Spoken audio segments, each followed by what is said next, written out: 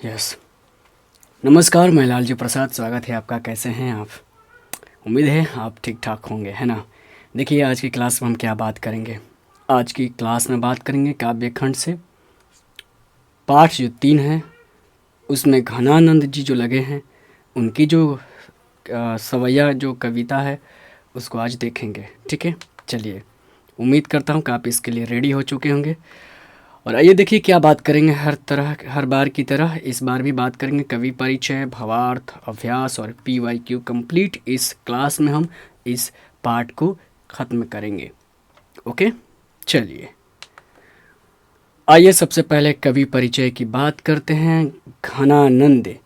Ghananand, okay. रीति युगीन काव्य में घनानंद रीति मुक्त काव्यधारा के सिरमौर कवि हैं। आपको करना क्या है, सबसे पहले इस पाठ के नाम से एक पेज बना लेना है। कॉपी पर एक पेज पर आपको नाम लिख लेना है इस पाठ का, और लिखना है घनानंद, जीवन परिचय लिखना है। और लिखिएगा कि घनानंद का जो है, घनानंद किस रीति के कवि हैं, किस काल के कवि हैं, तो लिखिएगा रीति युगीन। ठीक है, किस युग के कवि हैं तो रीति युगीन कवि हैं। उसमें भी एक रीति मुक्त धारा है। देखिए मैं बताता हूँ, रीति युगीन जो है इसको 3 कालखंडों में बांटा गया है। रीति काल को भी 3 कालखंडों में बांटा गया है, जिसमें पहला जो कालखंड है उसका उप कालखंड जो रीति मुक्त जो अंतिम है, रीति मुक्त बोला जाता है उसको, ये अंतिम है, याद रखना है। खैर, आइए आगे बढ़ते हैं। सवाल यहाँ से बनेगा, बताइए घनानंद किस युग के कवि हैं। तो आपको बताना है रीति काल या रीति युगीन या रीति युग, एक ही बात हुई। अब इनका जन्म लिखना है, जन्म काल लिखना है, ऐसे डैश देकर एरो लगाकर आप लिखना है। 1689 में इनका जन्म होता है और 1739 ईस्वी में वे नादिर शाह के सैनिकों द्वारा मारे जाते हैं। यहाँ पर 2 सवाल आपका बनेगा। घनानंद का जन्म 1689, ठीक है। 8 और 9, घन घन घन कैसे, घन में कितना जो रेखा रहता है, और रेखा कह रहे हैं, ये जो क्यूब घन रहता है उसमें इस तरीके से 8 होता है ना, 1 2 3 4, ऐसे याद रखें। घन 8 9, तो घनानंद। नंद 9, नंद 9, नंद 9। बस थोड़ा सा आपको एक ऐसे दिमाग को देना है कि हाँ 9 नंद 9 हो जाएगा। जब भी 9 पूछेगा जन्म काल से तो लास्ट में 9 रहेगा, याद रखेंगे। आसपास हुआ और 1739 में इनकी मृत्यु होती है, लेकिन मृत्यु ऐसे नहीं होती है। कौन मार दिया रहता है? नादिर शाह के सैनिक, ठीक है। नादिर शाह के सैनिक जो है इनकी मृत्यु कर देता है, सैनिकों ने मिलकर मृत्यु कर दिया रहता है। तो आपको एक सवाल यहाँ से बताइए कि घनानंद को मृत्यु कौन किया था, मारा कौन था? तो ये बताना है, नादिर शाह के सैनिक। ये तत्कालीन मुग़ल बादशाह मोहम्मद शाह रंगीले के यहाँ मीर मुंशी का काम करते थे। ध्यान देना है यहाँ पर, ध्यान दीजिएगा कि काम कहाँ करते थे, तो मोहम्मद शाह रंगीले, ठीक है। घनानंद जी किनके यहाँ काम करते थे? मोहम्मद शाह रंगीले, यानी आश्रय थे। आश्रयदाता इनका कौन हुआ? तो शाह रंगीले हुए, ऐसे आपको ध्यान रखना है। किसका काम करते थे? काम क्या करते थे? मीर मुंशी का। मुंशी जो होता है ना, तो वो मीर मुंशी का काम करते थे। एक सवाल यहाँ से बनेगा। ये अच्छा गायक और श्रेष्ठ कवि है, ये गाते भी थे और कवि तो हैं ही ये। और एक किंवदंती है कि सुजान नामक नर्तकी को ये प्यार करते थे। एक बात कही हवा में फैली रहती है कि ये क्या करते हैं, सुजान नामक एक नर्तकी जो थी यहाँ पर, रंगीले के यहाँ जो एक नर्तकी थी सुजान नाम की, उनसे इनको प्रेम हो गया था, ठीक है। ये क्या है? तो किंवदंती है, ऐसा नहीं है कि सुना ही है, कहीं प्रमाणित मिलता नहीं है। किंवदंती। विराग होने पर ये वृंदावन चले गए और वैष्णव होकर काव्य रचना करने लगे। देखिए क्या विराग मतलब होता है, प्रेम से दूर होना। जैसे जो प्रेम किए ये किससे? नर्तकी का नाम क्या है? सुजान। और इनको सुजान से जब प्रेम होता है, फिर इनको प्रेम मिलता नहीं है, प्रेम अधूरा रह जाता है। वही हम पद में पढ़ेंगे कि प्रेम इनका अधूरा है। तो ये कैसे बादल से प्रार्थना कर रहे हैं कि भाई तुम तो जीवन दाता हो, मेरी भी जीवन को, मेरी दुख पीड़ा को पहुँचा दो सुजान तक अपनी बारिश वर्षा करके। तो वही बात कहते हैं कि फिर वो विराग हो जाते हैं प्रेम से, तो फिर कहाँ चले जाते हैं? वृंदावन। और फिर वहाँ जाकर वैष्णव मत को अपनाते हैं। फिर उसमें वैष्णव मत में आपका ये रचना करते हैं। अच्छा, वैष्णव मत का क्या मतलब है? देखिए, वैष्णव मत उस मत को कहते हैं जिस मत में भगवान विष्णु की पूजा की जाती हो, उनके अवतारों की पूजा की जाती हो। यानी विष्णु के अवतार कौन हुए? कृष्ण हुए, राम हुए। तो इनकी अगर पूजा की जाती है जिस मत में, तो उसको क्या बोलते हैं? वैष्णव मत बोलते हैं। तो ये वैष्णवी हो गए, ठीक है। यानी ये कृष्ण की, घनानंद जी कृष्ण की भी बात करते हैं। आइए आगे देखते हैं। वैष्णव धर्म को अपना लिया था इन्होंने, और आगे बात करते हैं।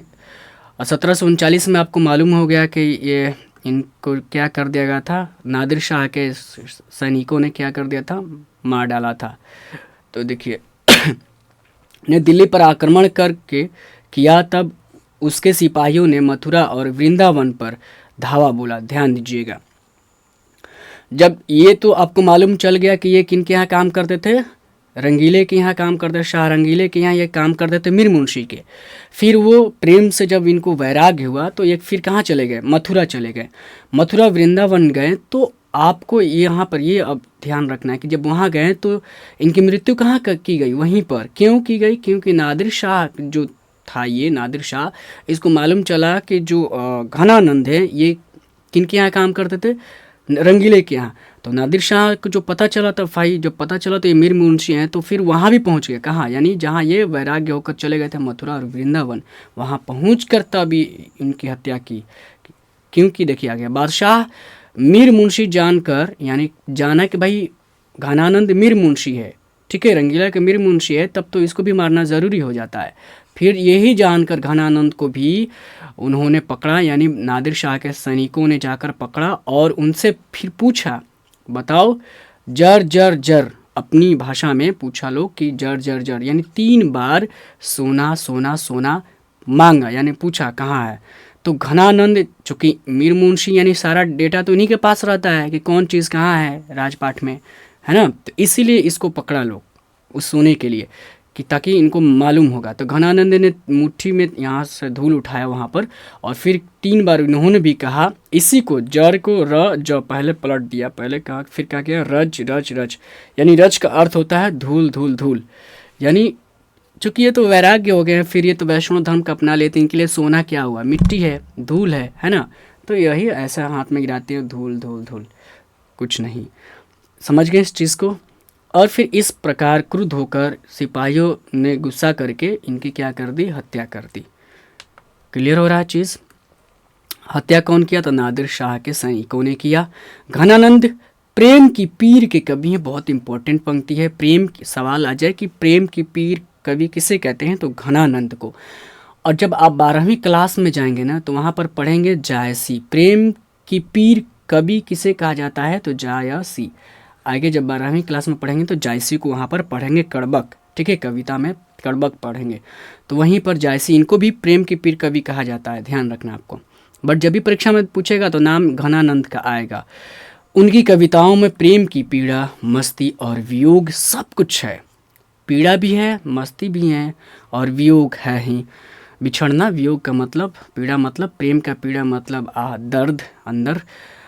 आचार्य शुक्ल के अनुसार, आचार्य शुक्ल कौन है? एक बहुत बड़े विद्वान हैं। हिंदी साहित्य को इन्होंने हिंदी साहित्य का काल विभाजन इन्होंने किया, जो हम हिंदी पढ़ रहे हैं। इन इतिहास लिखा इन्हें, हिंदी साहित्य जो है हमारी, इसका जो इतिहास इन्होंने लिखा हुआ है। तो ये एक विद्वान है, विचारक हैं, महान निबंधकार भी हैं। आपको याद रखना है हिंदी साहित्य के, हिंदी के। इतना समझ गए आप? आचार्य शुक्ल के, इनका पूरा नाम है आचार्य रामचंद्र शुक्ल। रामचंद्र, पूरा नाम क्या है? रामचंद्र शुक्ल के अनुसार अभी ये कह रहे हैं किनके बारे में? घनानंद के बारे में। चूँकि ये आलोचक भी रहे हैं, आलोचक रहे हैं, तो ये बहुत सारे लेखकों के बारे में पढ़े हैं और उनकी आलोचना किए हैं, को तारीफ़ किए हैं, उनके बारे में कुछ कहें कि उनकी क्या भाषा रही है, वो कैसे लिखे, उनके बारे में ये लोग, आलोचक का काम ही रहता है ये कहना लिखना। तो ये क्या लिखे हैं भाई? प्रेम मार्ग का ऐसा प्रवीण और धीर पथिक तथा जाबां दानी का ऐसा दावा रखने वाला ब्रज भाषा का दूसरा कवि नहीं हुआ। देखिए, प्रेम का ऐसा प्रवीण और धीर पथिक, यानी धैर्य रखने वाला कवि, जाबादानी का ऐसा दावा रखने वाला जो कोई ऐसा कवि अभी हिंदी में नहीं हुआ है। कौन सा? ब्रज भाषा में, ठीक है। जैसे हिंदी आपकी भाषा, वैसे ही एक भाषा कौन सी है? ब्रज भाषा। और हिंदी के वक्त में ये शुरुआती में सबसे ज़्यादा ब्रज और अवधी बहुत फेमस भाषा रही, प्रसिद्ध भाषा रही, ठीक है। तो आपको एक सवाल यहाँ से याद रखना है कि घनानंद की भाषा क्या है, तो ब्रज, यानी ये ब्रज भाषा में लिखते थे। समझ गए, इनकी भाषा ब्रज है। और या फिर पूछ दे कि घनानंद की कोई रचना दे दे और उसकी भाषा पूछे तो बताना है आपको ब्रज। वियोग में सच्चा प्रेमी को जो वेदना सहता है, उसके चित्त में जो विभिन्न तरंगे उठती हैं, उनका चित्रण घनानंद ने किया है। ये बहुत इंपॉर्टेंट पंक्ति है आपको समझने के लिए। आगे जो पद लगा हुआ है, सवैया छंद लगा है, उसको समझ सकते हैं कि ये जैसे एक प्रेमी होता है, जैसे आपको किसी लड़की से प्रेम या लड़की को किसी लड़के से प्रेम होता है, फिर आप मतलब वन साइडेड, जिसको बोलते हैं एक तरफा प्रेम हो जाता है, तो जो वेदना आपके अंदर पीड़ा उठती है, उसी पीड़ा को इन्होंने भी, चूँकि ये भी वन साइडेड रहे हैं, सुजान से बहुत प्रेम करते थे घनानंद जी, और सुजान को कोई फ़र्क ही नहीं पड़ता था, प्रेम तो ले ली उसका, बट वो उधर से प्रेम व्यक्त नहीं कर रही थी। तो उस स्थिति में आप जानती हैं क्या बेचैनी होती है, उसी बेचैनी की इन्होंने बस लिखा हुआ है। यही चीज़ है, आगे बढ़ते हैं। उम्मीद है आप सब कुछ समझ पा रहे होंगे। घनानंद वियोग दशा का चित्रण करते समय, वियोग दशा का चित्रण कर रहे हैं, अलंकारों रूढ़ियों का सहारा नहीं लेते। ये इनकी विशेषता है, ये कवि की विशेषता बताई जा रही है कि वियोग की जो दशा को जब ये लिखते हैं, वर्णन करते हैं, तो ये अलंकार रूढ़ियों का सहारा नहीं लेते हैं। मतलब ये एक काव्य शास्त्र की लैंग्वेज हो गई, भाषा हो गई, समझ रहे हैं, ठीक है। तो अलंकार होता है, रूढ़ी मतलब ऐसा प्रेम की जो पीड़ा है उसको दर्शाने के लिए कुछ शब्द ऐसे होते हैं जिसको लिखना बार बार वो प्रचलित रहे हैं। मतलब शुरुआत से जो प्रचलित शब्द है प्रेम की पीड़ा को दर्शाने वाले, उसी को हम रूढ़ी बोलते हैं। तो उस रूढ़ी को सहारा इन्होंने नहीं लिया। वे बाह्य चेष्टाओं पर भी ज़्यादा ध्यान नहीं देते हैं। वे क्या करते हैं, वे वेदना के ताप से मनोविकारों और वस्तुओं का जो नया आयाम मिलता है उसको, अर्थात पहले से न देखा गया हो कभी वैसा, उनका कोई नया रूप पक्ष देख लेते हैं। मतलब कुल मिलाकर कहना है कि जब भी ये अपनी रचना में कुछ लिखते हैं, प्रेम की बात, पीड़ा की बात दर्शा रहे हैं, तो बिल्कुल नए चीज़ों को लिखते हैं। ऐसा नहीं है पुरानी चीज़ें चली आ रही, पुराने आप जैसे पत्रों में, प्रेम की पत्रों में पहले एक शेर लिखते हैं, फिर कुछ लिखते हैं तो कॉपी किया, वैसा नहीं, बल्कि कुछ आप भी जो लेटर पत्र लिख रहे हैं उसमें कुछ नया डाल रहे हैं। वही बात यहाँ पर हो रही है। इसे ही ध्यान में रखकर शुक्ल जी ने इन्हें लाक्षणिक मूर्तिमत्ता और प्रयोग वैचित्र्य का ऐसा कवि कहा है जैसे कि कवि उनके 225 वर्ष बाद छायावाद काल में प्रकट हुआ है। देखिए, ध्यान दीजिए, इसी को देखते हुए, इनकी नयापन को ही देखते हुए लाक्षणिक मूर्तिमत्ता और प्रयोग वैचित्र्य कहा है। तो कौन कहा है? शुक्ल जी ने। हालांकि ये पूछेगा नहीं, बहुत टफ यहाँ पर शब्दावली इस्तेमाल किया गया है, बट आपको, और ये देखिए हिंदी साहित्य को 4 कालखंडों में बांटा गया है, वही बात कर रहा है। तो यहाँ पर छायावाद काल है, एक छायावाद यानी चौथा काल, जो हिंदी साहित्य को 4 कालखंडों में जो बांटा गया, चौथा कालखंड है, ठीक है, आधुनिक काल। उस आधुनिक काल को भी कई उप कालखंडों में बांटा गया, तो उसी में का एक है छायावाद काल, ठीक है। इसी की बात की जा रही है कि इनके जैसा कवि तब कब पैदा हुआ? छायावाद में मिले, सीधे छायावाद में। कितने वर्ष बाद? 200 वर्ष बाद, समझे? ऐसा कभी 200 वर्ष के बीच में नहीं हुआ, घनानंद की तरह। अब आइए इनकी रचना की बात करते हैं। घनानंद की भाषा आप जानी गए, परिष्कृत है और शुद्ध ब्रज भाषा है। ये मालूम हो गया कि इनकी भाषा क्या है, ब्रज भाषा। और सवैया और धनाक्षरी अत्यंत प्रसिद्ध है। इनकी कौन सी, देखिए ये सवैया इनकी सबसे प्रसिद्ध है, ये आपको याद रखना है कि ये किस छंद में ज़्यादा लिखे हैं, तो सवैया छंद में लिखे हुए हैं, प्रसिद्ध।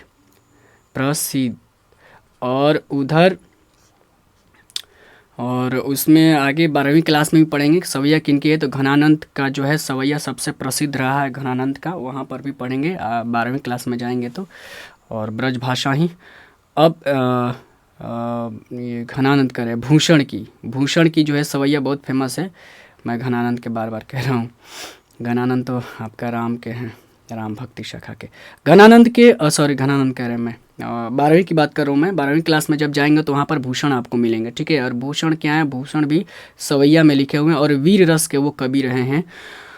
और वहाँ पर उसकी बात करेंगे, फिलहाल यहाँ बात करते हैं।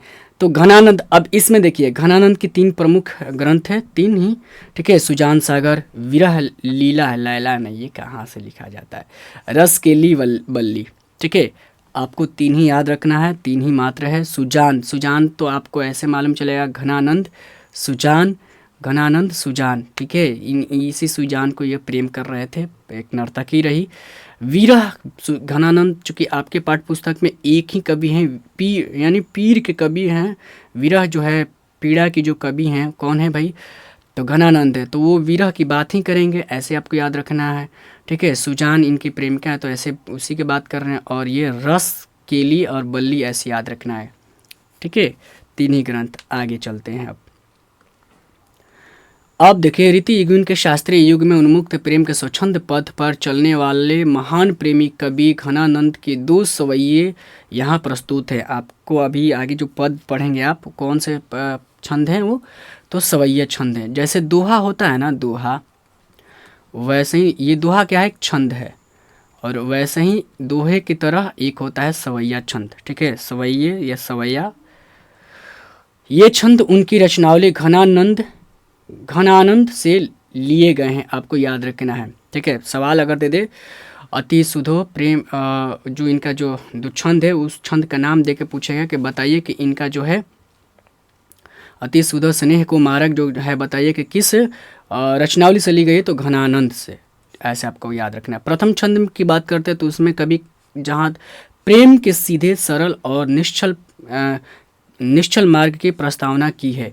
कवि ने कैसा प्रेम को वहाँ पर दर्शाया है, तो प्रेम को बताया कि प्रेम बिल्कुल सीधा, सरल और निश्चल उसका मार्ग होता है, बताया है। द्वितीय छंद में कहा है कि मेघ की अन्योक्ति के माध्यम से विरह वेदना से भरे अपने हृदय की पीड़ा को अत्यंत कलात्मक रूप से अभिव्यक्त किया है। अर्थात मेघ के माध्यम से अपनी जो पीड़ा है उसकी बात करते हैं ये। आइए पढ़ते हैं पद को और उसमें हम समझते हैं इस बात को कि आखिर कह क्या रहे हैं। देखिए, अति सुधो स्नेह को मार्ग है, जहाँ नेकू सयानप बाँक नहीं, तहाँ साँचे चले तजी आप न पाओ, झूझू को कपटी जे निशाक नहीं। घनानंद प्यारे सुजान सुनो, यहाँ एक तय दूसरों आँक नहीं। तुम कौ धन पाटी पढ़े, तुम कौन धौ पाठी, ओ लाइन चली गई। ओके, 1 मिनट, थोड़ी सी लाइट आ जाए।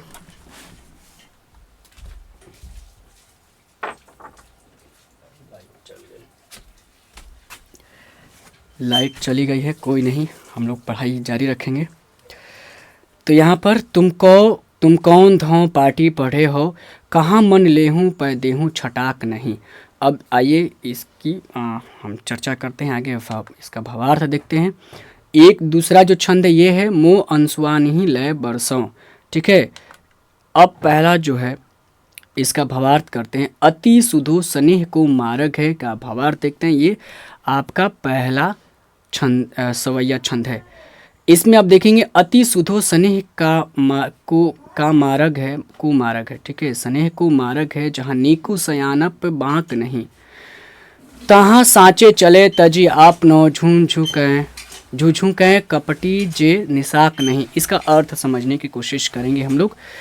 अति मतलब होता है अत्यंत, सुधो अत्यंत मतलब अति का मतलब अत्यंत, आप भी जानते हैं इस बात को। सुधो मतलब सीधा, स्नेह को मार्ग, यानी मार्ग मतलब मार्ग, स्नेह मतलब प्रेम, ठीक है, उस बात का रहा। यानी अति सुधो स्नेह को मार्ग, यानी जो स्नेह यानी प्रेम का जो मार्ग है, प्रेम का मार्ग है, बिल्कुल अति माने बिल्कुल अत्यंत सीधा है।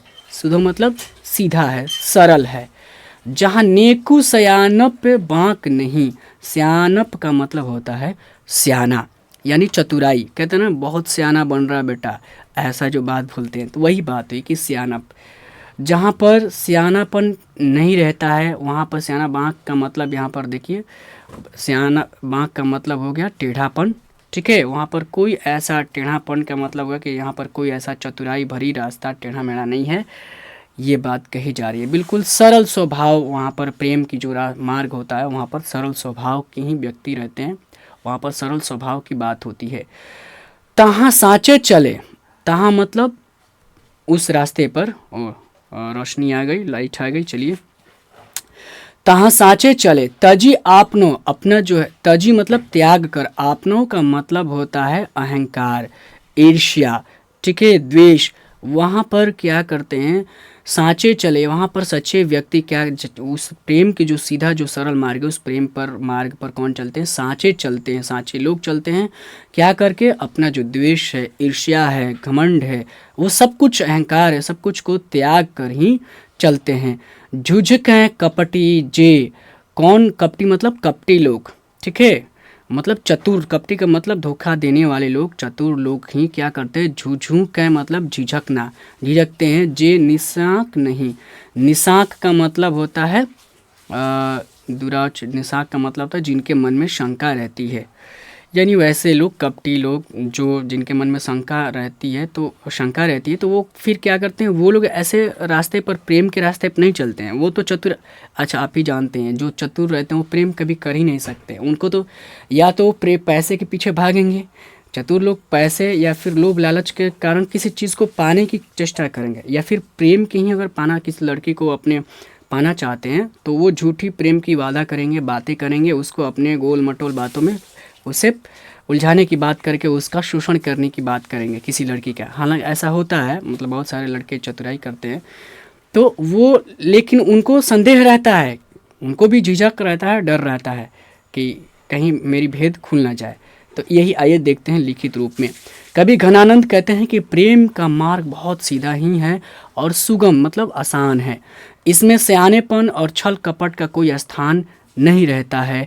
यही कारण है कि सच्चे प्रेमी इस पथ पर अहंकार को त्याग कर सांचे चले, ठीक है, त्याग कर, तजय मतलब त्याग कर चला करते हैं, चलते हैं। वे अपने अस्तित्व को अपने प्रिय से एकाकार कर देते हैं, यानी वो खुद को अपने प्रेमी और प्रेमिका क्या होते हैं, एक दूसरे में मिल जाते हैं, ठीक है। उनमें भेद नहीं रहता है, किसी तरह का कल छपट नहीं रहता, या ये नहीं रहता है कि मैं ज़्यादा प्रेम कर रहा हूँ, तुम कम कर रही हो या नहीं कर रही हो, या उसमें अपनत्व की बात नहीं होती, बल्कि सब समग्र की बात होती है एक साथ। इसके विपरीत, इसके उल्टे क्या होता है, जिनके मन में कपट होता है, वे छलियाँ इस प्रेम पथ पर बढ़ते हुए घबराते हैं कि उन्हें शंका रहती है कि कहीं उनका भेद खुल न जाए, चतुराई जो कर रहे हैं वो उसको पता, किसी अगला को पता ना चल जाए।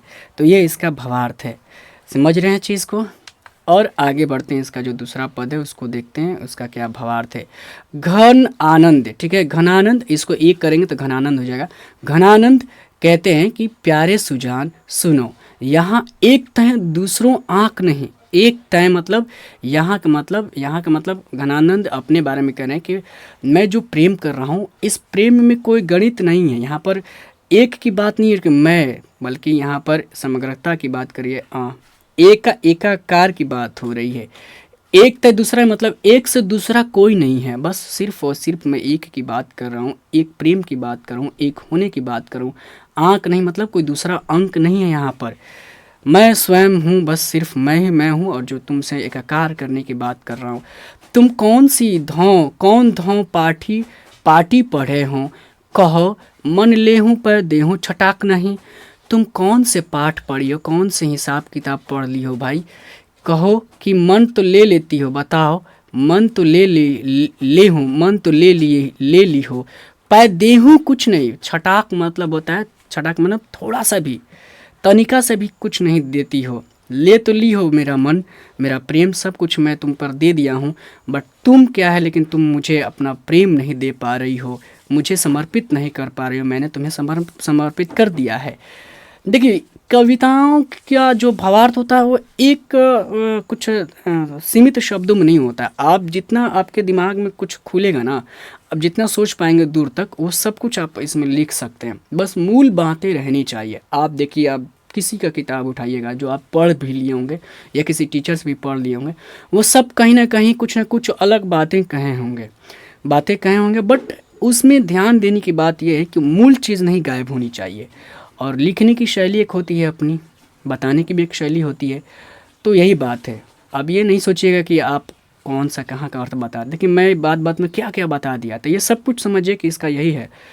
और जब जब पढ़ा जाएगा इसको आने वाला समय, तब इसका अलग अलग अर्थ निकलते जाएंगे समय के अकॉर्डिंग। आइए, घनानंद प्यारे सुजान, घनानंद कहते हैं कि प्यारे सुजान, हे प्रिय, घनानंद कभी कहते हैं कि हे प्यारी सुजान, हे प्रिय सुजान, इस प्रेम के गणित में एक से आगे कोई अंक नहीं होता है, मतलब इसमें कोई दूसरा तीसरे की बात ही नहीं होती है, सिर्फ और सिर्फ एक ही अंक निश्चित रहता है, अर्थात प्रिय का, प्रेम का जो है बात होती है। उसके अतिरिक्त, अतिरिक्त यहाँ पर, ठीक है, यहाँ पर डैश दे दीजिए, इसके अतिरिक्त कुछ नहीं होता है।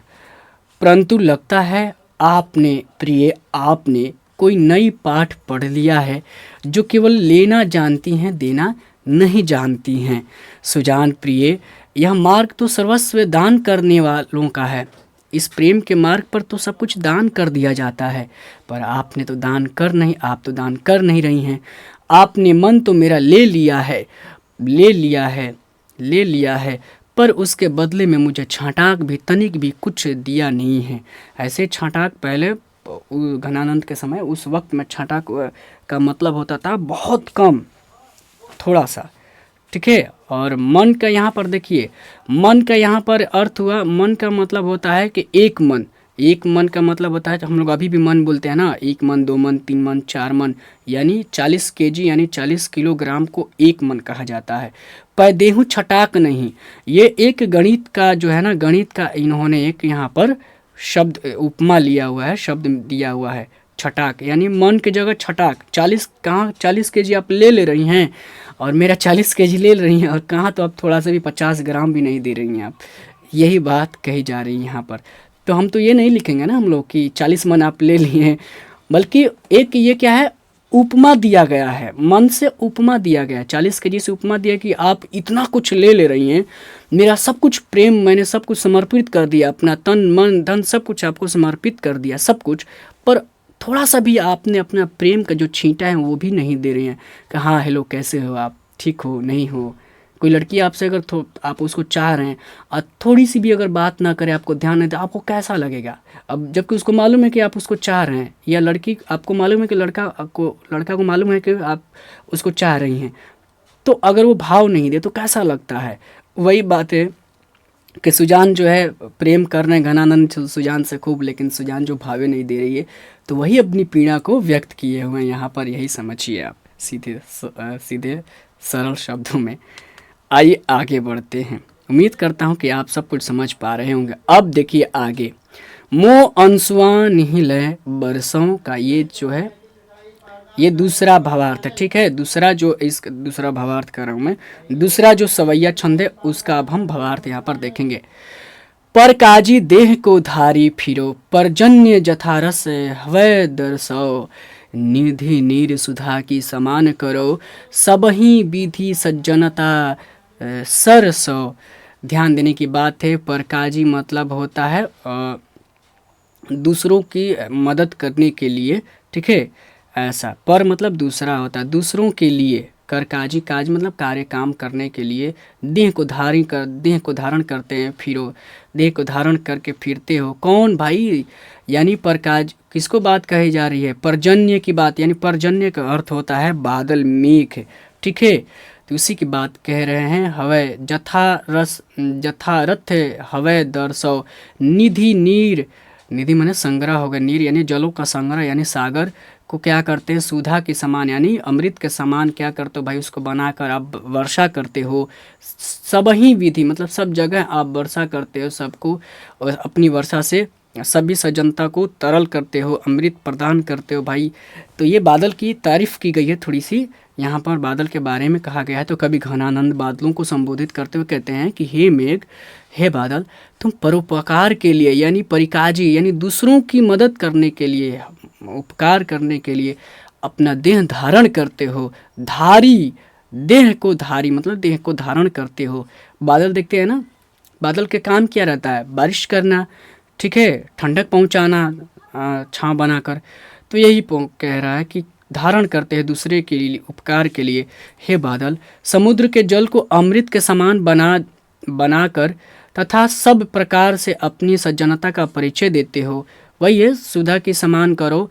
अमृत जो समुद्र का जल है, सुधा निधि नीर यानी समुद्र का जल, नीर मतलब जल होता है, निधि कम, यहाँ समुद्र की बात कही गई है। तो समुद्र का जल है उसको अमृत यानी सुधा मतलब अमृत होता है, अमृत बनाकर उसको चारों तरफ धरती पर वर्षा करते हो, ठीक है। और अपनी जो है सज्जनता को सज्जनता जो है अपनी सज्जनता प्रकट करते हो, तो वही परिचय देते हो। तो उसी तरह से मेरी भी पीड़ा को समझो, तुम तो जीवनदायक हो, अभी इसी के बारे में बात करें, तुम तो जीवनदायक हो, मेरी हृदय की वेदना को भी कम करो, समझो मेरी पीड़ा को भी। तुम दूसरों को जैसे दूसरों का उपकार करते हो, तुम मुझे भी मेरा भी उपकार एक काम करो, मेरी हृदय की पीड़ा को वेदना को समझो, मेरी प्रियसी सुजान के आंगन में आंसू लेकर बरसो। हालांकि इसको हम आगे देखेंगे, अभी इसका अर्थ यहीं तक होगा, ठीक है। अभी तक तो कवि ने कहा, दूसरे छंद में कहा कि हे बादल तुम परोपकारी हो, यानी दूसरे का उद्धार करते हो और उसी के लिए तुम अपना देह धारण करते हो। बट अब आगे लेकिन देखिए उसका क्या तात्पर्य क्या है। घनानंद जीवनदायक हों, कछु मेरियो पीर हिये परसौ, कबहू व बिसासी सुजान के आंगन मुँह, अंसुआ नहीं लय बरसो। देखिए कह रहे घनानंद कह रहे हैं कि हे जीवनदायक बादल, कछु मेरियो पीर यानी मेरा भी कुछ पीर यानी पीड़ा को देखो, समझो, स्पर्श करो, ठीक है। हिय परसो मतलब स्पर्श करना, छुओ, महसूस करो। कबहुआ और फिर उससे हृदय की जो मेरी पीड़ा है उस पीड़ा को कभी भी अगर समय लगे, कबहू वाह मतलब विश्वासी, वाह विश्वासी मतलब कभी भी, हे विश्वासी बादल, विश्वासी यानी बादल को कहा गया, बादल मेघ, सुजान के आंगन में कभी भी जाना और बारिश करना, मुँह अंसवन यानी जो मेरे हृदय की जो पीड़ा है उससे जो उस पीड़ा उस वेदना से जो मेरे आंसू यानी अश्रु मतलब आंसू जो प्रकट हो रहे हैं, उस आंसू को उससे प्रेमाश्रु को क्या करना, ले जाकर बरसाना, किसके आंगन में, सुजान के आंगन में। तो यही चीज़ हो गई। अब आइए इसको लिखित रूप में देख लेते हैं। घनानंद कहते हैं कि हे बादल तुम जीवनदायक हो, जीवन देने वाले हो, कुछ मेरे हृदय की पीड़ा को भी स्पर्श करो। हे विश्वासी यानी विश्वासी, किसी भी समय कभी भी तुम्हें जब भी लगे, कभी भी पीड़ा रूपी आंसुओं को, मेरे पीड़ा रूपी आंसुओं को लेकर प्रेम का सुजान के आंगन में वर्षा करना, प्रेम की पीड़ा की वर्षा करना, ताकि उसे पता चल सके कि उसका प्रेमी कितनी पीड़ा में है, वो किस कदर तुमसे प्रेम करता है, ये उसे भी मालूम चले। मेरी जो पीड़ा है, इस पीड़ा के जो आंसू निकल रहे, इस आंसू से उस सुजान को भिगा दो और बताओ कि देखो ये आंसू मेरी बारिश की पानी नहीं है, बल्कि तुम्हारे प्रेमी घनानंद की आंसू है, प्रेम की पीड़ा है, वो किस कदर पीड़ा में डूबा हुआ है, देखो, समझो, और जाकर तुम उसकी हाल जानो, पूछो कि वो कैसा है, तुम भी उस पर थोड़ा सा अपनी प्रेम की बारिश छिड़को। ये कहने का ये कवि का भावार्थ है, अर्थ है, अंदर की बात है, ठीक है। लिखने का देखिए आप जितना लिख सकते हैं लिखिए, खुल कर लिखिए, इसमें कोई पाबंदी नहीं है। अर्थ बस यही अर्थ हुआ। अभी तक आपने अर्थ समझ लिया। अब आइए हम देखते हैं अभ्यास। यहाँ पर अभ्यास है, और अभ्यास यानी जो भी प्रश्न आपके इस चैप्टर में पाठ में लगे हैं उन प्रश्नों का उत्तर देखेंगे। और मैं आपको बता दूं कि इस चैप्टर से 3 नंबर के, कभी 4 नंबर के ऑब्जेक्टिव प्रश्न बन रहे हैं, यानी 1 नंबर के प्रश्न बन रहे हैं, ठीक है। और दूसरा 2 नंबर का लघु उत्तरीय प्रश्न, यानी 2 नंबर का छोटा जो प्रश्न आता है, 20 से 30 शब्दों में आपको देना रहता है ना, 20 से 30 शब्दों में आपका आंसर करना होता है। तो आप समझ गए, अगर 3 भी रखते, 3 2 5 नंबर का फिक्स, यानी इसमें से 5 नंबर का निश्चित प्रश्न बनता है। तो आपको ये समझ लिए कितना इम्पोर्टेंट ये पाठ है, महत्वपूर्ण पाठ है। हालांकि मैं अंग्रेजी शब्दों का इस्तेमाल ज़्यादा करने लगा हूँ 2 दिन से, पता नहीं क्या हो गया। और चलिए देखिए, खैर प्रश्न देखते हैं। 1 नंबर, कवि प्रेम मार्ग को अति सुधो क्यों कहता है? इस मार्ग की विशेषता क्या है? 2 चीज़ें इसमें पूछी गई हैं। एक तो प्रेम मार्ग को अति यानी अति सुधो का मतलब अति सीधा, यानी बहुत सीधा सरल क्यों कहा है, ये एक बताना है। दूसरा, इसकी विशेषता क्या है, इस जो प्रेम मार्ग है इसकी खासियत क्या है, ये बताना है। ये 2013 में प्रश्न बना है, हालांकि उम्मीद है कि इस बार पूछे जाने की उम्मीद बनता है। कवि प्रेम मार्ग को अति सुधो इसलिए कहा है क्योंकि इसमें सयानेपन और छल कपट का कोई स्थान नहीं रहता है, बल्कि ये बिल्कुल सीधा सरल रहता है। ठीक है, इस कविता इस मार्ग पर, इस प्रेम मार्ग पर चलकर मनुष्य बिना खर्च किए हुए सब कुछ पाता है। बस आपको इतना लिखना, आप इस पंक्ति को नहीं भी लिखेंगे चलेगा, लेकिन इतना ज़रूर लिखना है कि प्रेम मार्ग क्या होता है। सरल इसलिए होता है क्योंकि इसमें कोई टेढ़ा मेढ़ापन या चतुराई की बात नहीं होती है, इसमें बिल्कुल सीधे सच्चे लोग ही इस पद पर जा सकते हैं, इसीलिए इसको सीधी बात कही गई, सीधा मार्ग बताया गया है। अब देखिए इसकी विशेषता है कि सच्चे प्रेमी इस पथ पर अहंकार को त्याग कर चला करते हैं। जो अहंकार को इस पथ पर, यानी प्रेम के पथ का मतलब क्या, प्रेम के मार्ग, यानी मार्ग क्या मतलब, यानी प्रेम जब भी कोई कर रहा है या करने को है या प्रेम में पड़ा है, तो चतुर लोग प्रेम में नहीं पड़ सकते हैं। अगर वो पढ़ेंगे भी तो उनको डर रहेगा, उनकी चतुराई कहीं ना कहीं पता चल जाएगी कि ये हम मेरा इस्तेमाल कर रहा है, ये पता चल जाता है। अगर लड़की किसी लड़के के पीछे अगर पड़ी है, तो अगर लड़का वो कहीं ना कहीं वो समझ जाएगा कि ये मेरे पीछे, मेरे प्रेम के पीछे नहीं, बल्कि मेरे पैसे या कुछ इसको लालच है।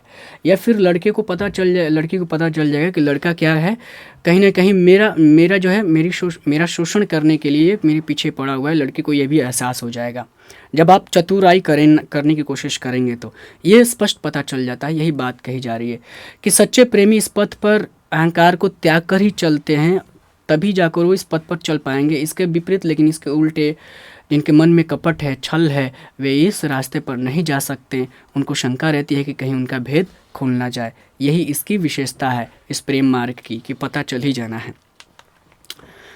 आइए, हालांकि आप जहाँ भी देखेंगे कहीं कहीं अलग अलग आंसर उत्तर किया गया है, आप ध्यान नहीं दीजिएगा। अगर मेरे से पढ़ रहे हैं तो आप समझिए कि ये पुख्ता आपको बिल्कुल प्रमाणिक और सही शब्दों में, सरल शब्दों में आपको बता दिया आंसर। अब देखिए 2017 में आया दूसरा प्रश्न, मन लेहूं पै देहूं छटाक नहीं से कवि का क्या अभिप्राय है। अभिप्राय मतलब बताना है आपको। ठीक है, मन लेहूं, मन तो ले लिए भाई, लेकिन दिए छटाक मतलब ज़रा भी कुछ ना दिए। ठीक है, 50 ग्राम भी ना दिए मेरे को।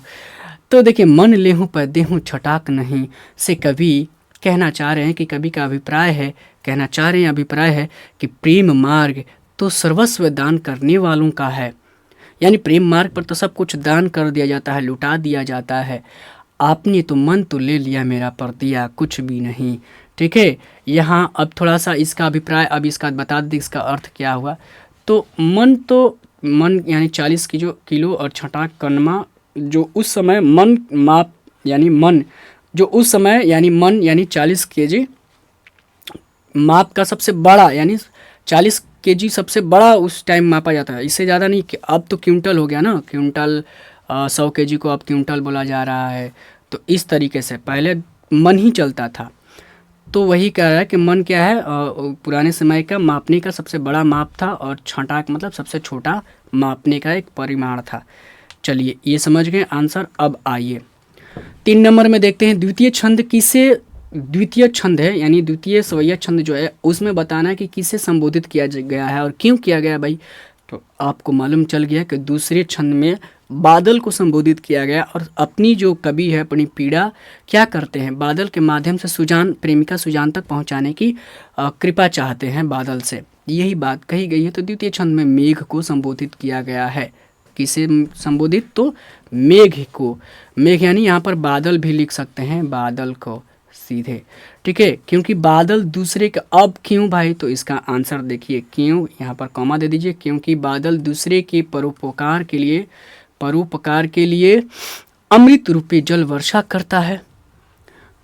कभी भी अपने प्रेमाश्रुओं, यानी जो पीड़ा है, उस पीड़ा के आंसुओं को सुजान के आंगन में बरसाने को कहता है। किसी भी बादल से विरह वेदना से भरे अपने हृदय की पीड़ा को मेघ के माध्यम से अभिव्यक्त करने के लिए किसे, तो बादल को संबोधित किया, उसे यानी बादल को संबोधित किया गया है। क्लियर हुआ। देखिए, दो ही बात कही गई, एक तो बादल को संबोधित किया गया, क्यों किया गया, क्योंकि बादल जो है जीवनदायक है, वो हमेशा दूसरों को दुख पीड़ा को हरता है, अपनी अमृत रूपी वर्षा करके, अमृत रूपी जल की वर्षा करके वो दूसरे की पीड़ा हरता है। उसी प्रकार कवि कह रहे हैं कि बादल मेरी भी जो पीड़ा है, उस प्रेम पीड़ा को आंसुओं के रूप में जाकर, आंसुओं की वर्षा करके सुजान को बताओ। यानी मेरी विरह वेदना को व्यक्त करो। तो वही इसी यानी किसके माध्यम से, यानी मेघ के माध्यम से व्यक्त करने, अभिव्यक्त करने की बात कवि ने की है।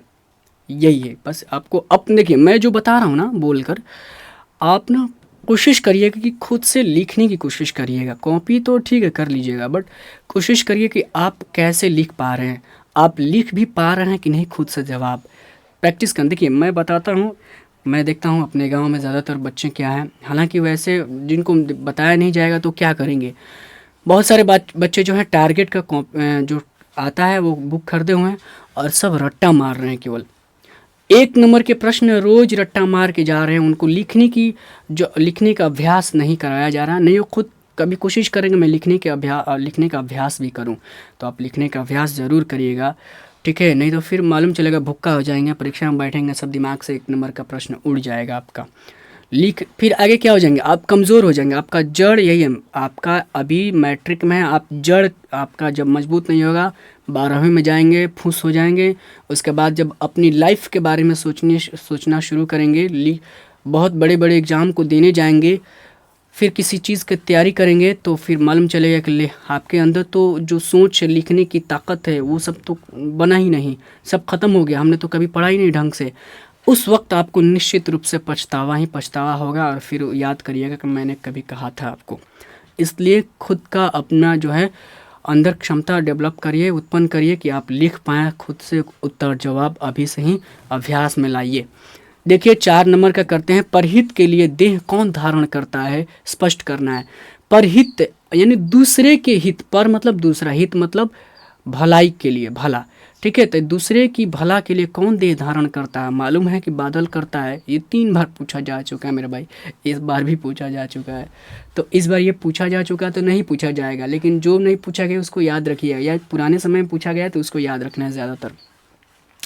आइए इसका उत्तर देखते हैं। परहित के लिए देह बादल धारण करता है। बादल जल की वर्षा करके सभी प्राणियों को जीवन देता है, ये भी आपको मालूम हो गया। एक वह शरीर धारण करके सागर के जल को अमृत बनाकर दूसरे के लिए एक एक बूंद समर्पित करता है। वही हमने पढ़ा ना भावार्थ में कि क्या करता है कि बादल तुम तो सागर के जल को भी अमृत करके वर्षा करते हो भाई, पूरी पृथ्वी पर बरसाते हो, ठीक है। तो ये बात कही जा रही है, वही बात है कि तुम तो समुद्र के सागर के जल को अमृत बनाकर दूसरे के लिए एक एक बूंद समर्पित कर देते हो, अपने लिए कुछ रखते भी नहीं, निस्वार्थ भाव से वर्षा करते हो। उसका देह केवल परोपकार के लिए, अर्थात बादल तुम किसी दूसरे की, हमेशा दूसरे की भलाई के लिए ही अपना देह धारण करते हो। यही इसकी बात है, केवल बादल के बारे में बात करना है आपको, ठीक है। आइए आगे प्रश्न देखते हैं 5 नंबर, और इसका कवि कहाँ अपने आंसुओं को पहुंचाना चाहता है और क्यों पहुंचाना चाहता है, आपको 2 जवाब देने हैं यहाँ पर। देखिए 2019 और 23 में तो पूछा, हालांकि ये बन सकता है इस बार प्रश्न अगर बने तो 25 के लिए। कवि कह रहा है कि कहाँ अपने आंसुओं को पहुंचाना चाह रहा है कवि, तो आपको मालूम है कि वो अपनी प्रेमिका सुजान के आंगन में एक जवाब हो जाएगा। क्यों? क्योंकि उसे भी मालूम चले कि भाई प्रेम मैंने केवल दिखाने के लिए नहीं किया है, देखो मैं तुम्हारे प्रेम में मैं भी पागल हो चुका हूँ, पीड़ा दर्द से तड़प रहा हूँ, तुम्हारी वियोग में हूँ, तुम्हारी याद मुझे सताती है और तुम हो कि तुम्हें कोई फ़र्क ही नहीं पड़ता है मेरी सुजान, मेरी प्रिय।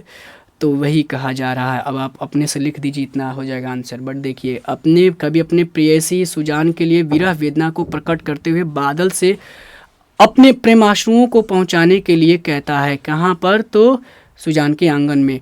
वह अपने आंसुओं को सुजान के आंगन में पहुंचाना चाहता है, यहीं से सीधे आंसर बन जाएगा। ये ऊपर की बातें ना लिखेंगे, यहाँ से लिखेंगे तो सीधे कभी अपने आंसुओं को सुजान के आंगन में पहुंचाना चाहता है, क्यों का अब यहाँ से उत्तर देखिए, क्योंकि वह उसकी याद में व्यतीत है, ठीक है, उसकी याद सता रही है वह, और अपनी व्यथा अपनी पीड़ा के आंसुओं से प्रेयसी को भिगो देना चाहता है। वह आंसुओं को पहुंचाकर अपनी प्रेमिका के अपने प्रेम की पीड़ा और आस्था को बताना चाहता है। क्यों पहुंचाना चाहता है? तो वो बताना चाहता है कि देखो सुजान, देखो मैं किस तरह पीड़ा में हूँ, देखो ये मेरे आंसू प्रमाण हैं इसके, और मैं तुम्हें बताना चाहता हूँ कि मैं तुमसे कितना प्रेम करता हूँ, यानी आस्था, मुझे तुझ में कितना विश्वास है, पर तुम्हें है कि ज़रा भी फ़र्क नहीं पड़ता है और तुम कुछ भी नहीं देती हो। ज़रा सा एक प्रेम का छींटा दे देती तो मैं तर जाता, हेलो हाय कर देती तो मैं तर जाता, पर तुम हो कि मुंह घुमा के चल देती हो। यही बात कही जा रही है, मैं नहीं कह रहा हूँ, हालांकि मैं भी वन साइडेड ही रहा हूँ।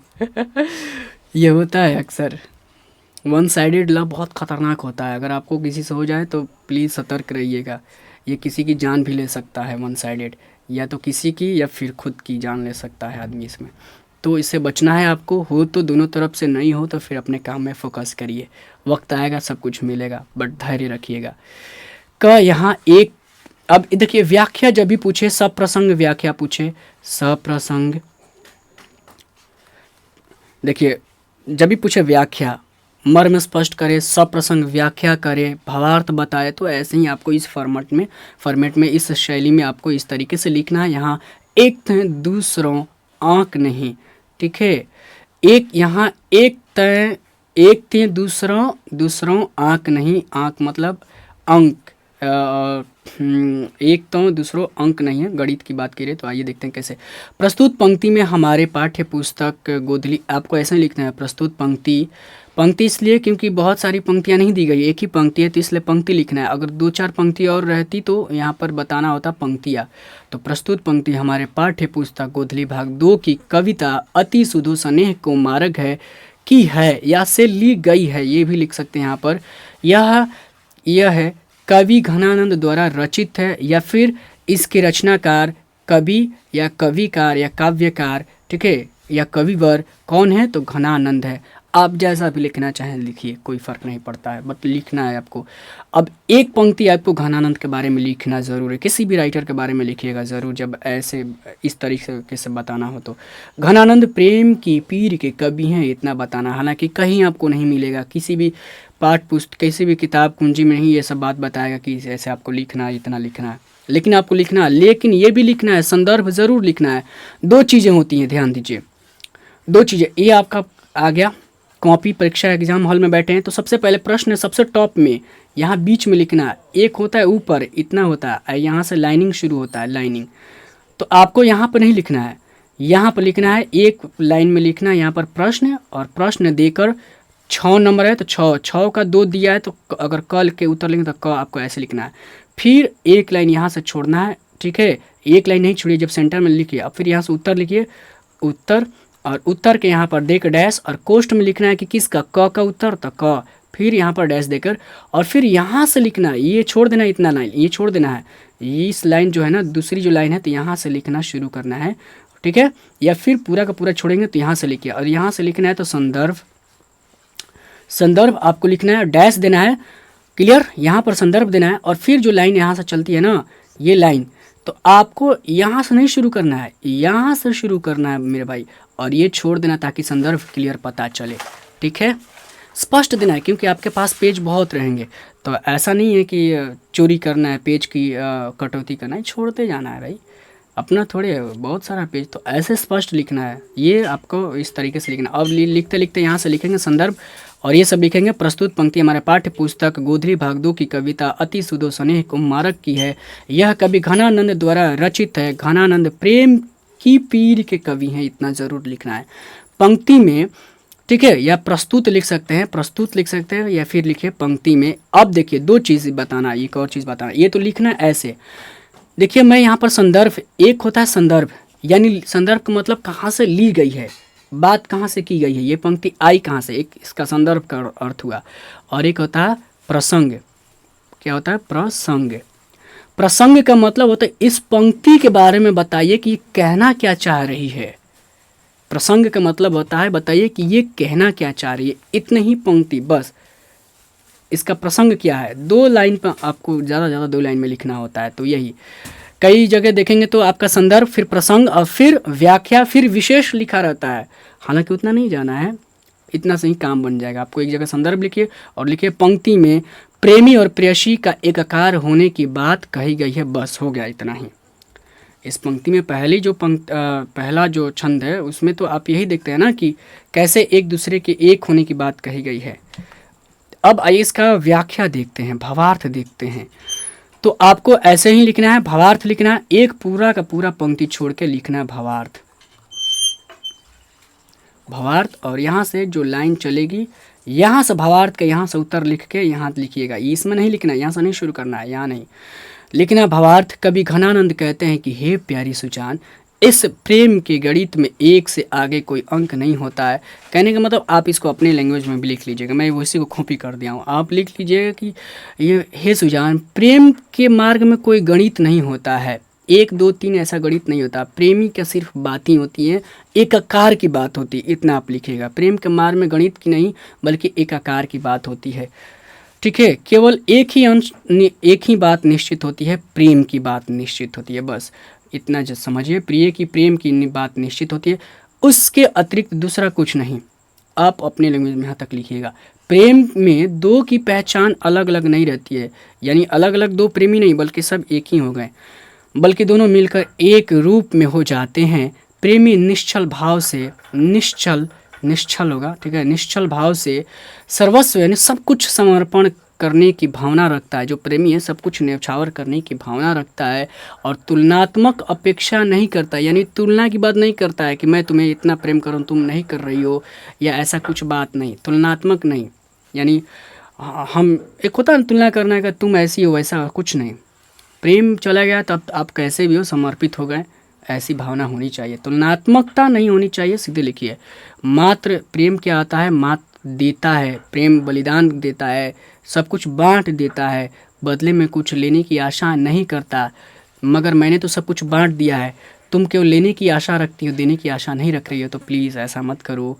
अपना प्रेम मेरे को ऊपर भी दो, थोड़ा सा प्रेम का थोड़ा सा रस मेरे ऊपर भी बरसाओ, यही बात कहना चाह रहे हैं कवि, ठीक है। अब दूसरा का व्याख्या देखते हैं। कछु मेरियो पीर ही परसों, बादल से कहा जा रहा है कुछ मेरा भी पीर को, मेरी भी दशा पर थोड़ा सा देखो, उसका स्पर्श करो, देखो कि मैं किस पीड़ा में हूँ।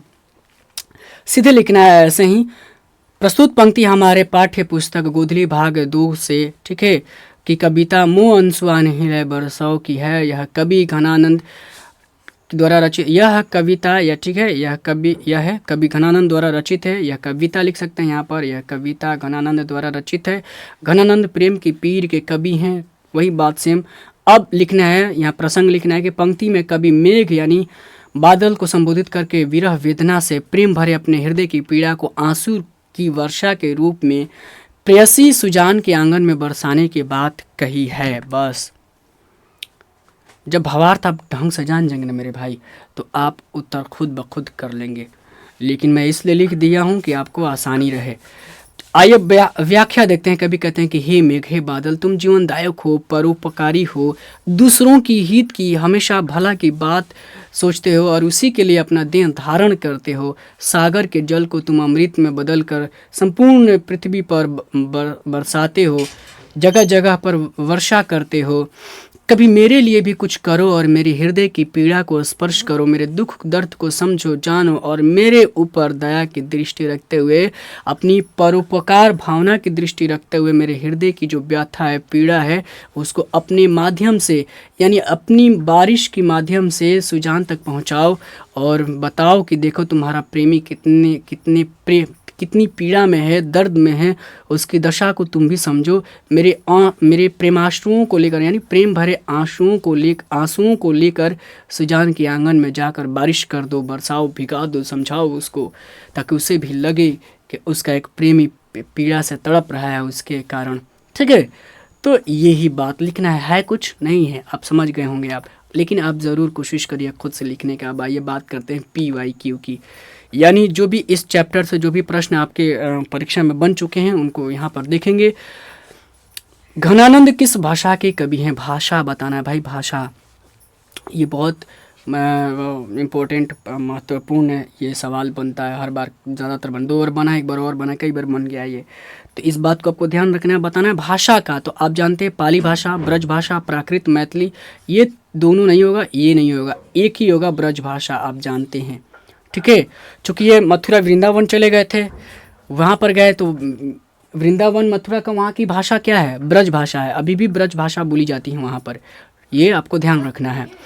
तो घनानंद की भाषा ब्रज, अब आइए दूसरा सवाल देखते हैं।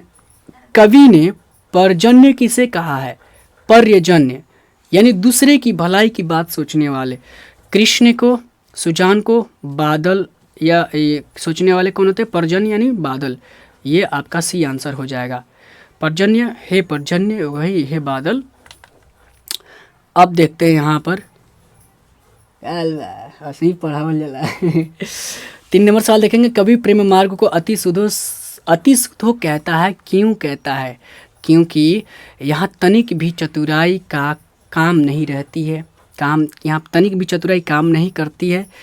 यहाँ कपटी लोग चलने से झिझकते हैं, बात सही है। ये आपका सवाल का आंसर भी हो जाएगा, वो एक सवाल है ना। यहाँ सच्चाई भी अपना घमंड त्याग कर चलती है, उपयुक्त सभी बिल्कुल सही आंसर इसका डी हो जाएगा, है ना। तो ये तीनों कितनी मतलब बहुत बढ़िया यहाँ पर बता दिया गया है, ये आप याद रखिएगा। मतलब सीधा रास्ता क्यों है भाई बताइए? तो क्यों क्या आप जवाब ये भी लिख सकते हैं। अच्छा ये बंद है अति सुधो स्नेह को मार्ग, अब बताना है। अति सुधो स्नेह को मार्ग है, यह पंक्ति किस कवि की है? तो आप जान गए अति सुधो स्नेह को मार्ग, ये पहला ही छंद है, सवैया छंद है। किनका है भाई? तो आपको आपका ये घनानंद हो गए आंसर, डी आंसर हो जाएगा, कोई दिक्कत नहीं होनी चाहिए। हालांकि आइए आगे बढ़ते हैं। 5 नंबर, घनानंद ने किस मार्ग को अत्यंत सीधा और सरल बताया है भाई? तो आप जान ही गए प्रेम की बात तो क्या है ना, प्रेम का जो मार्ग है ना वो बिल्कुल सीधा और सरल है। ये जो भी प्रश्न बने हैं मेरे भाई ये सब पूछे जा चुके हैं, मैं अपने से एक भी प्रश्न अपने से नहीं बनाया हूँ। जब रिवीजन करेंगे हम लोग तब हम लोग खुद का भी सवाल लेकर आएंगे। घनानंद रचित अत्यंत प्रसिद्ध क्या है? तो अब जानते हैं घनानंद सबसे ज़्यादा किस में लिखे हैं? सवैया में, और इसी में ये प्रसिद्धि यहाँ इनको हासिल है। संगीत नहीं, हाँ गाते अच्छे थे, मतलब बढ़िया गाते थे ये। नृत्य बिल्कुल नहीं। बादल अत्यंत नहीं। हाँ सवैया और ये पढ़ चुके हैं भूमिका में, डी आंसर हो जाएगा आपको। आपका आंसर डी हो जाता है, आप समझ रहे हैं। उम्मीद है कि आप सब कुछ देखिए, आपको अभी पैटर्न समझना है कि सवाल कैसे बने हुए हैं, ये समझना है आपको। मोह आंसू विनिहि लय बरसों, कौन कहता है? मोह आंसू विनिहि लय बरसों, बरसों भाई कौन कहता है? बरसों मेरा भी आंसू को लेकर बरसों कौन कहता है? रसखान नहीं, गुरु नानक नहीं, घनानंद कहते हैं। ठीक है, आपका आंसर डी हो जाएगा। आगे बढ़ते हैं सवाल नंबर 8 पर। अति सुधो स्नेह को मार्ग है, छंद की रचनाकार, आपको मालूम चल गया अति सुधो स्नेह को मार्ग है। अज्ञे की है कुंवर नारायण वीरेंद्र डंगवाल, घनानंद मालूम चल गया कि आपको आपका आंसर डी होना है, यही आंसर हो जाएगा। ठीक है, ये भी छंद है, 2 ही तो याद तो करना है मेरे प्यारे भाई बहनों, याद कर लीजिएगा।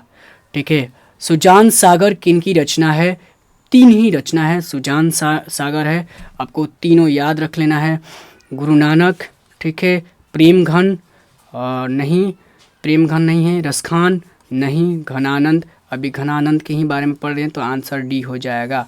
ये भी सवाल आप समझ गए, इसका आंसर सुजान प्रेमिका रही है घनानंद की, तो ऐसे भी समझ लेंगे, पकड़ा जाएगा, वो धड़ाक से पकड़ा जाएगा। नादिर शाह ने, देखिए नादिर शाह, ठीक है, ये आक्रमणकारी रहा है और इसी के सैनिक ने हत्या किया था, सैनिकों ने हत्या कर दिया था।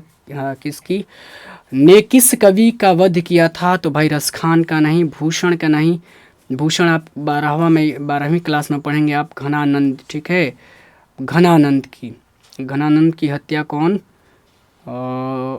बी आंसर हो जाएगा। ठीक है, अब आइए नेक्स्ट प्रश्न हो जाएगा घनानंद। 11 नंबर देखते हैं, घनानंद किनके सैनिकों द्वारा मारे गए थे? देखिए 2 सवाल को घुमा कर पूछा है, ये पूछा हुआ 3 बार, ये पूछा है उधर 1 बार पूछा है, क्या मतलब बनता भाई? ये क्या जताना चाहते घनानंद को मार कर? बच्चों से ये क्या याद दिलवा रहे हो कौन मारा? ये सवाल होते हैं ऐसे भी, ये सब झूठ, ऐसे सवाल नहीं बनाने चाहिए। घनानंद किनके सैनिकों द्वारा मारे गए? तो देखिए 2021, 2023, 2024 3 बार। मोहम्मद गौरी, ठीक है, मोहम्मद गौरी लिखा है, गौरी। नादिर शाह, औरंगजेब, मोहम्मद शाह रंगीले। तो हालांकि ये तो इनके यहाँ तो काम करते थे मीर मुंशी का, बट ये नादिर शाह के द्वारा इनके सैनिकों द्वारा मारे गए, तो बी आंसर हो जाएगा।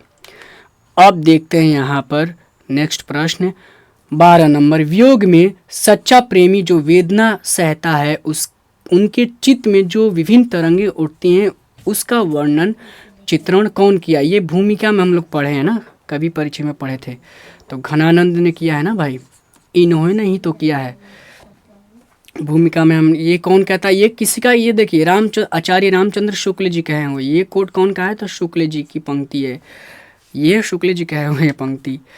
आइए अब आगे देखते हैं 13 नंबर। घनानंद कवि हैं कैसा रीतिमुख, यानी कवि है मतलब युग बताना है, किस युग के कवि हैं और उस युग में भी कौन से का बताना है, किस मुक्ति के हैं या बद्ध के हैं या सिद्ध के हैं, ये भी बताना है, उसका उपखंड बताना है। तो देखिए मैं बताता हूँ, हिंदी साहित्य को 4 कालखंडों में बांटा गया है। पहला है आदि काल, जल्दी में बता देता हूँ मैं। आदि काल पहला, दूसरा भक्ति काल, ठीक है काल, तीसरा हो गया रीति काल, चौथा हो गया आपका आधुनिक काल। इसलिए एक मैं कहूँगा कि आप मेरी एक क्लास हो चुकी है बहुत पहले, नीचे जाइएगा वीडियो में सबसे नीचे जाइएगा और हिंदी साहित्य का काल विभाजन के नाम से ढूंढिएगा, सबसे नीचे दूसरी तीसरी चौथी क्लास जो भी होगी, चौथी होनी चाहिए, ठीक है। यही बांटा गया, उसमें सब कुछ समझ जाएंगे। फिलहाल के लिए समझिए, इसी रीति काल की बात अभी कही जा रही है। इस रीति काल को भी 3 कालखंडों में बांटा गया है। एक रीतिबद्ध आधा दोहा ये, ठीक है। दूसरा हो गया रीति मुक्त और तीसरा हो गया सॉरी ये मुक्त नहीं होगा, यहाँ पर रीति सिद्ध होगा, रीति सिद्ध यहाँ मिटाना पड़ेगा, इसको मिटाते हैं। रीति सिद्ध ये आपको याद रखिए, ठीक है। रीति सिद्ध, यहाँ पर रीति सिद्ध हो गया और एक होगा रीति मुक्त। तो घनानंद कौन से कवि हैं? तो रीति मुक्त हैं, क्या है? रीति से मुक्त हैं ये। और रीति सिद्ध में एक ही कवि हैं, बिहारी जी हैं। चलिए आइए बात करते हैं। तो यही तीसरा आपका आंसर, देखिए रीति मुक्त दिया है ना, ये आंसर आपका हो जाएगा। रीतिबद्ध नहीं है, ठीक है। रीतिबद्ध आपका केशव हो जाते हैं, भूषण, रीतिबद्ध में भूषण आते हैं और रीति सिद्ध में आते हैं केवल एक ही कवि आते हैं, बिहारी लाल। और छायावादी तो नहीं, ये छायावाद किस में आता है? इस आधुनिक काल में। आधुनिक काल को भी कई कालखंडों में बांटा गया है, उसमें एक छायावाद आता है। चलिए यहाँ तक समझ गए, आंसर ए इसका हो जाएगा। उम्मीद करता हूँ कि आप धैर्य बनाकर पूरी क्लास देख पा रहे होंगे। विरह लीला की इनकी रचना है, एक रचना पहले पूछा जा चुका है, अब दूसरा देखते हैं। विरह की बात कौन करता है? प्रेम की पीर कौन है भाई? तो घनानंद है, तो वही ना विरह की बात करेंगे, ये आंसर हो जाएगा। अब देखिए यहाँ पर इनका जन्म बताना है। नादिर शाह के सैनिकों के द्वारा घनानंद कब मारे गए थे? देखिए आपको मालूम है मृत्यु कब हुई थी इनकी? तो 39 में हुई थी, हाँ 39 में हुई थी, हाँ बिल्कुल 1739 में ये आंसर हो जाएगा। देखिए कैसे याद करना, घनानंद, नंद नौ, ठीक है ना, नंद नौ, और जन्म भी इनका 9 लगा हुआ है ना, 9 लगा हुआ है, ये भी याद रखना है। तो ऐसे पकड़ा जाएगा, देखिए एक ही 9 दिया है तो नंद 9, ऐसे पकड़ लेना है। अब आइए, घनानंद किस धारा के कवि हैं? तो देखिए यही बताया गया ना, अभी बताया पूरा डिस्कस करके। मुक्ति धारा पूछे या युग पूछे या काल पूछे, एक ही बात है। तो रीति युग पूछे, रीति युगीन कहेगा। अगर रीति युग पूछे तो रीति युगीन कहेगा। रीति काल लिखेगा, काल पूछेगा तो यहाँ काल लिखेगा, युग पूछेगा तो युगीन लिखेगा, धारा पूछेगा तो धारा लिखा है। तो इस तरीके से आपका आंसर बी हो जाएगा। चलिए, मीर मुंशी ने किस कवि का वध किया था? देखिए गलत ये हो गया, ये सवाल नहीं, किस कवि का थोड़े हो गया, नादिर शाह ने किया था। नादिर शाह, देखिए रामधारी सिंह दिनकर का, गुरु नानक, आगे घनानंद का, ये डी आंसर हो जाएगा आपका, ठीक है। कौन लिखना भाई? नादिर शाह, यहाँ लिखना नादिर शाह, ये याद रखना। नादिर शाह के सैनिकों ने किस कवि का वध किया था? ये अब ये कह सकता था मीर मुंशी का काम कौन किया था, यहाँ पर बौद्ध नहीं होगा। मीर मुंशी का काम कौन किया था, का पद पर कौन था, का काम कौन था, ये बताना है घनानंद। आइए देखिए अगला सवाल पर देखते हैं। कवि घनानंद का जन्म किस वर्ष होता है? अब जन्म एक मृत्यु, देखिए मृत्यु पूछे या फिर कब सैनिकों ने वध किया था, दोनों एक ही बात हो जाती है। बट अब देखिए यहाँ पर जन्म की बात है। इसमें नौ कहाँ दिया, घनानंद नौ, नंद नौ, कहाँ है नौ, एक ही दिया है लास्ट में, सी आंसर हो जाएगा ना। आपको कुछ ध्यान नहीं देना है, आपको 1600 आपको याद रखना है, 1689 में। अब आगे देखते हैं नेक्स्ट प्रश्न पर, 19 नंबर। घनानंद की भाषा, ये शुरुआत में भी देख लिए थे, कई बार पूछा जा चुका है इसको। अभी आप जानते हैं कि जब मथुरा में गए थे तो मथुरा के वहाँ की भाषा क्या है, ब्रज है, वहाँ की भाषा ब्रज को अपना लिया था। ये इनकी भाषा क्या है, तो ब्रज, खड़ी ब्रज हो गया है, बी आंसर। समझ रहे हैं ना मेरे भाई सब कुछ। चलिए यहाँ पर आपकी क्लास अब ओवर होती है। तो उम्मीद है आपने समझ लिया, कवि परिचय, भावार्थ समझ लिया, अभ्यास का उसका उत्तर भी देख लिया, और देख लिया कि किस तरीके से अब तक के सारे प्रश्न पूछे जा चुके हैं। ऑब्जेक्टिव यानी वस्तुनिष्ठ प्रश्न कैसे पूछे जा चुके हैं, किस तरीके के, क्लियर हो चुका है। उम्मीद करता हूँ आप अभी तक आप जुड़कर क्लास को देख पा रहे होंगे। हालांकि अब कौन धैर्य रखकर पढ़ना चाह रहा है, सब लोग लिखो फीको ज़िंदगी जीना शुरू कर दिया है। जब से रील आया सब लोग लिखो फीको। तो मैं कहता हूँ आप अभी शुरुआत है अभी आपकी, मजबूत बनिए अभी से ही, और वक्त दीजिए अपने अध्ययन पर, अपनी पढ़ाई पर। चलिए तब तक के लिए दीजिए विदा, फिर नेक्स्ट क्लास में मिलते हैं। तब तक के लिए एक लाइक ज़रूर कर दीजिए, कमेंट एक कर दीजिए छोटा सा, आप कैसा फील किए इस क्लास के बाद, और बाकी जो मर्जी आप करती रहिए। शेयर अपने दोस्तों को बताइए, साथियों को बताइए, परिवार बढ़ाइए अपना, हम लोग को चैनल बढ़ेगा तो मज़ा आएगा, और है ना। जय हिंद, जय भारत।